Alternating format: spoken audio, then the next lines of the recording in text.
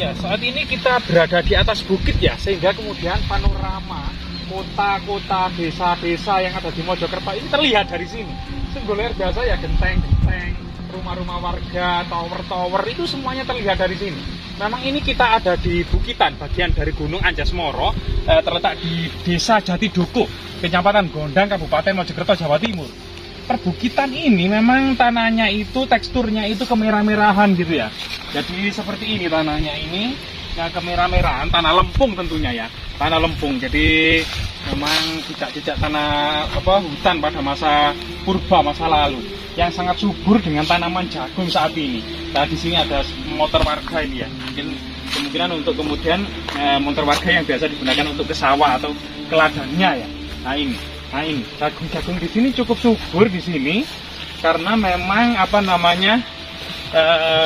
cuacanya juga cukup panas, sehingga kemudian jagung-jagung ini bisa berbuah dan berisi bijinya gitu ya. Nah ini, jadi di sini itu memang di atas bukit ya, di atas bukit di sini selain tanaman jagung yang di sebelah kanan ini juga terlihat tanaman jagung itu hamparan sangat luas loh. Tanaman jagung ini berhektar-hektar. Jadi berhektar-hektar, dan sebentar lagi kelihatannya juga mau panen ini, tongkolnya itu terlihat banget ini. Nah seperti ini jagungnya, terlihat ini ya. Nah jadi di sini ada yang sudah meletek ini ya.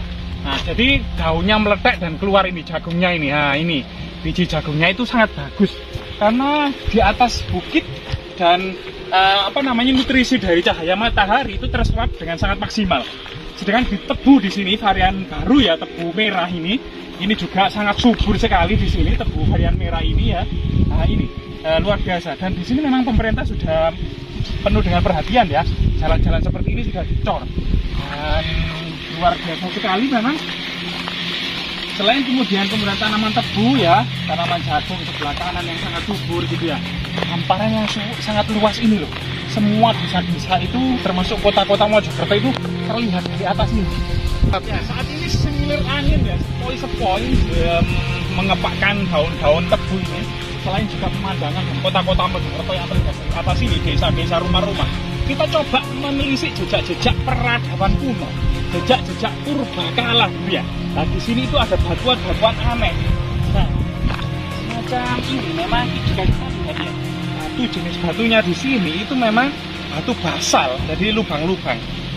Jangan disangka ini batu meteor ya, memang seperti batu meteor warnanya, tapi ini batuan basal, artinya memang lava beku, yang lava purba jutaan tahun yang lalu ya.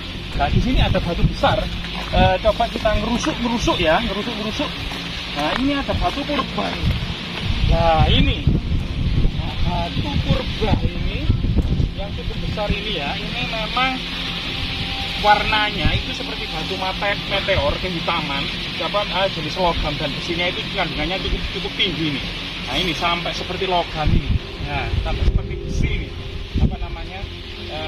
seperti logam. Nah ini ada dua ya di sini juga.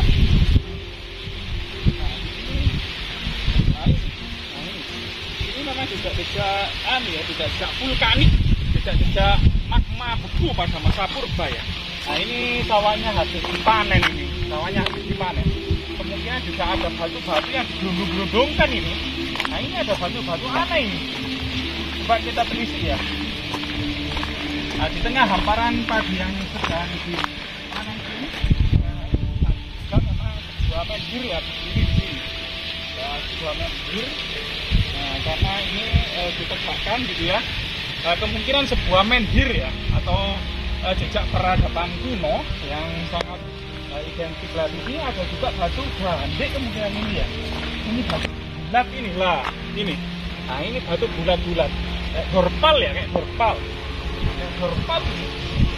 Itu teknologi untuk kemudian suatu lokasi tertentu jika ada dorpal itu teknologi purba yang juga secara ilmiah dengan teknologi modern ini sulit juga dibuktikan bahwasanya untuk kemudian menghindari sebuah getaran gempa yang ada di lokasi itu. Nah ini banyak ya batu-batu, tanahnya saja itu kekuning-kuningan, Nah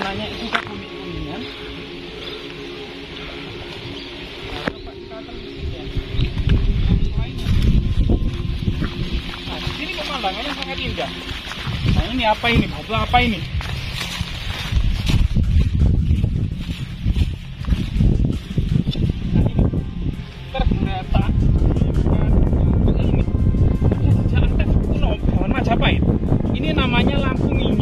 gitu ya, lampu minyak pada era Majapahit yang terpatah ya. Seharusnya itu ada cekung ini dan ada digantolkan seperti ini. Nah, ini lampu minyak. Karena sebenarnya gitu ya, pada masa Majapahit itu ternyata di Jetis, area Jetis Kabupaten Mojokerto sampai kemudian Porong Sidoarjo itu dinamakan dengan apa namanya, lapisan tanah atau kemudian gugusan namanya simo atau simo, yaitu jalur simo yang merupakan di situ ada minyak.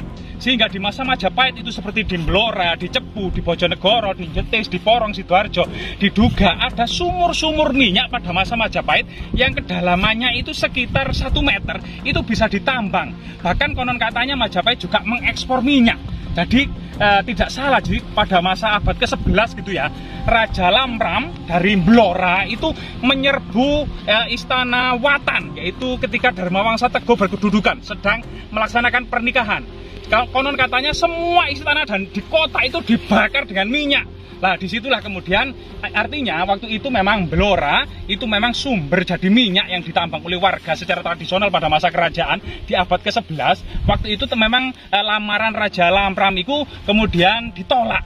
Tidak tahu potensi Lamram bagi Lamram yang memiliki harga diri tinggi sebagai penghasil minyak terbesar waktu itu gitu ya. Sedangkan Raja Dharmawangsa Teguh memilih kemudian pernikahan keluarga dengan Bali, yaitu anak dari adiknya Mahendra Datta Gunapiya Dharma Padmatni, yaitu Airlangga, putra dari Bali ini dinikahkan dengan putri atau Dia Laksmi, putri dari Dharmawangsa Teguh.